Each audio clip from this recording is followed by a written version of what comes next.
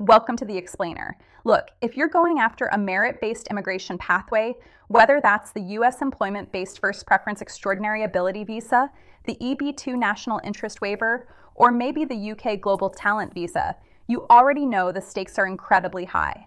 The pressure to prove your life's work is extraordinary, can induce immense stress, right? But today, we're going to quickly pivot away from all that stress.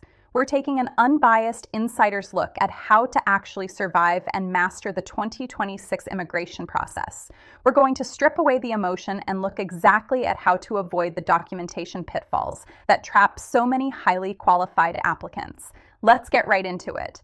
Okay, let's dive into this deeply panicked thought that literally every single applicant has when they open their mail or check their portal and see those three dreaded letters, RFE, request for evidence. It's an immediate gut punch. You're probably wondering, wait, did the officer completely misunderstand my evidence? Is my career actually not as impressive as I thought? Is this basically a denial? Those are the immediate, totally understandable emotional reactions. But as we'll see today, that anxiety is entirely misplaced. We're going to provide the antidote to that panic right now.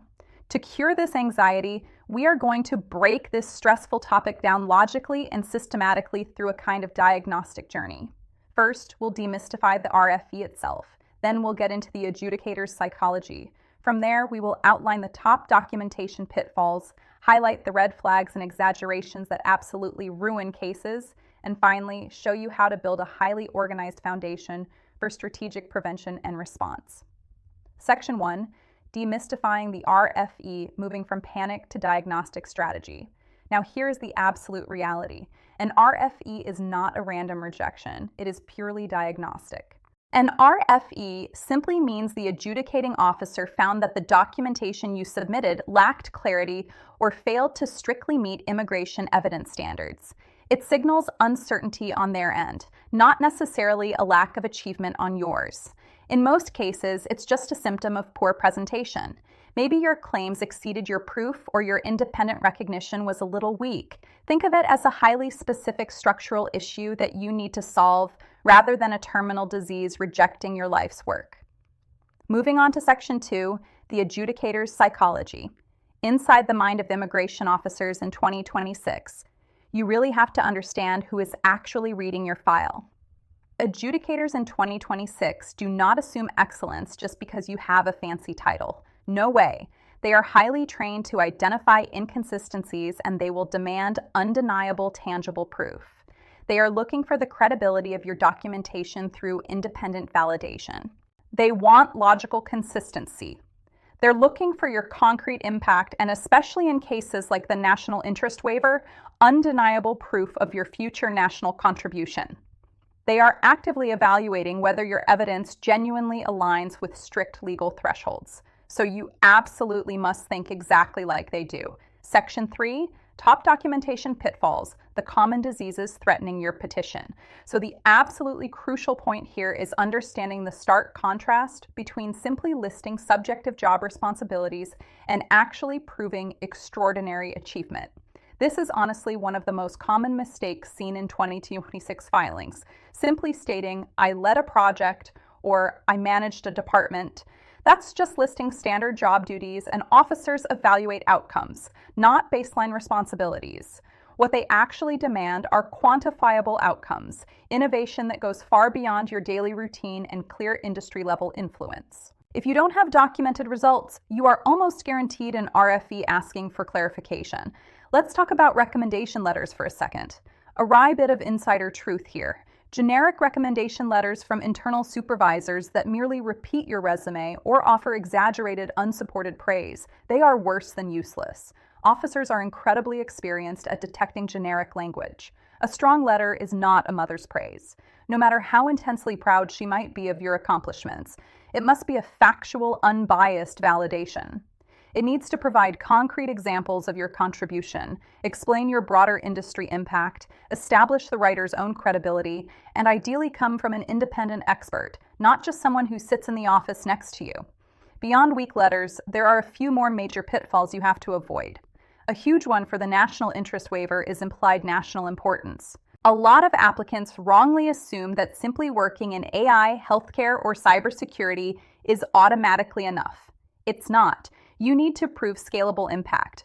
Furthermore, officers actively penalize applicants who submit disorganized document dumps. Just imagine handing a highly stressed immigration officer an unindexed binder of 500 pages and implicitly saying, "Figure it out." They won't. They also look right past applicants who lean entirely on their prestigious employer's reputation without showing their own individual tangible outcomes. And in 2026, officers are hyper-aware of pay to publish predatory journals. Publication quality matters so much more than volume. Section 4, Red Flags and Exaggerations, Triggers for Instant Adjudicator Scrutiny. Let's look at the fastest ways to completely destroy your petition's credibility through overstatement. I am a global leader. My work revolutionized the industry. My contributions are unmatched. Using exaggerated subjective phrases like these without absolute proof creates an immediate red flag. If your exaggeration exceeds your documentation, the officer will instantly question your overall credibility across the entire file. Remember this golden rule of immigration filings. Strong cases understate and over-document. Because adjudicators are actively looking for inflated narratives, certain areas consistently generate high scrutiny. Superficial visibility is incredibly easy to detect in 2026. Officers scrutinize the absolute substance over the appearance. They're looking for media coverage that lacks real journalistic credibility. They are checking if the awards you won actually have selection transparency or if the criteria are totally opaque. They want verification of your judging roles. And hey, if you list patents, they want evidence that those patents are actually being used by the industry, not just sitting in a filing cabinet somewhere. Authentic contributions are what actually survives scrutiny. Section 5, Strategic Prevention and Response. The cure? Evidence architecture. If you do receive an RFE, leave all emotion and defensiveness at the door. An emotional response weakens credibility. Instead, respond with a precise clinical step-by-step mitigation strategy. Step 1, review the officer's concerns carefully. Step 2, draft a direct, highly focused rebuttal. Step 3, supply additional supporting evidence that plugs the specific holes they found. Step 4, clearly tie your explanations back to the legal criteria. And step 5, submit it all in a beautifully indexed, meticulous format. But as we know, prevention is far more effective than response. Most RFEs are caused by filing prematurely, way before your profile is actually matured. So ensure you have a prevention strategy in place before you file.